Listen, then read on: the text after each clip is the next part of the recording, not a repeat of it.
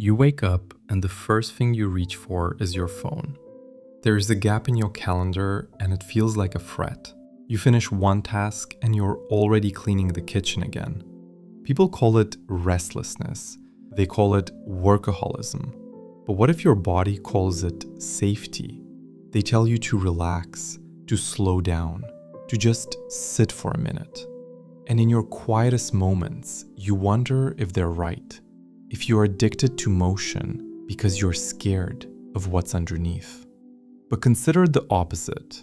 What if that constant busyness isn't a flaw in your wiring, but a strategy your nervous system built to protect you? Trauma therapists might describe this as a flight response with a functional freeze edge, outwardly moving, inwardly unable to rest. Your stillness alarm never got switched off.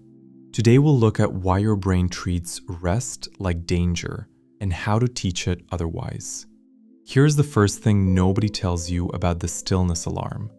For a lot of chronically busy people, rest doesn't feel peaceful. It feels dangerous. The moment you stop, the thoughts you've been outrunning finally catch up. Therapists call this the flight response, one of the survival modes your body reaches for under stress, alongside fight, freeze, and fawn. Most people picture flight as literally running away, but your nervous system doesn't need a lion. It can flee into a to-do list. It can sprint through errands, projects, side hustles, group chats, anything that keeps the engine loud enough to drown out the discomfort of simply being. Motion becomes a hiding place. And here's the part that should soften how you judge yourself. This worked. At some point in your life, staying busy genuinely protected you from a feeling you couldn't handle. Your brain is not broken, it's loyal. But there's a deeper layer underneath the running, and I like to call it the dopamine treadmill. The cruel part is that the more you accomplish, the less accomplishment seems to satisfy you. Picture this. You finally send the email you've been dreading. For about 2 seconds, relief. And before that relief can even land, you've opened another tab, reached for the next thing. Researchers point to dopamine, the neurochemical of pursuit. And here's the twist most people get wrong. Dopamine isn't really about the pleasure of finishing. It's about the chase, the anticipation, the next thing. So the busy mind gets trapped in a loop. Finish, tiny hit, empty, chase again. This is why you can achieve something you dreamed of for years and feel almost nothing.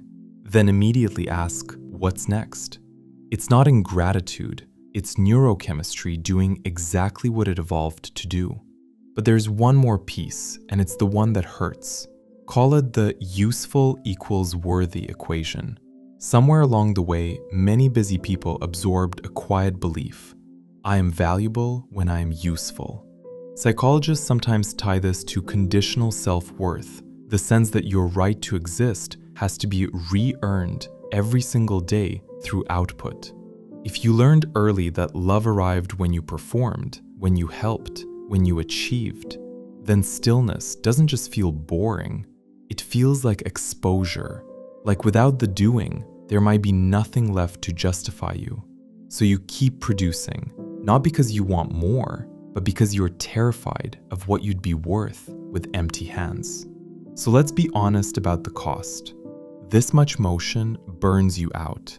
It steals your presence from the people right in front of you. It turns your one wild life into a series of tasks you barely feel. For years, you've lived like a racehorse who thinks the track is on fire, running not towards something, but away from the flames. But here is the truth your nervous system never learned. The fire went out a long time ago. You're allowed to become a river instead, moving when it's natural to move, and pooling still and deep when it's time to rest. The stillness was never the danger. It's the place you finally get to live. So start smaller than feels useful. Try 5 minutes of doing nothing. Sit with the discomfort when it rises. Name it and notice that you survived it. Then let it grow to 10. Then, once your body trusts that stillness won't hurt you, a longer, unproductive hour. That's how you teach an old alarm that the threat is gone. You are not addicted to being busy. You are a nervous system that once had to run, learning at last that it's safe to stand still. If that old alarm has been running your life, stay a while and explore more of these videos to understand the quiet machinery behind why you do what you do. And subscribe so we can keep decoding your mind together.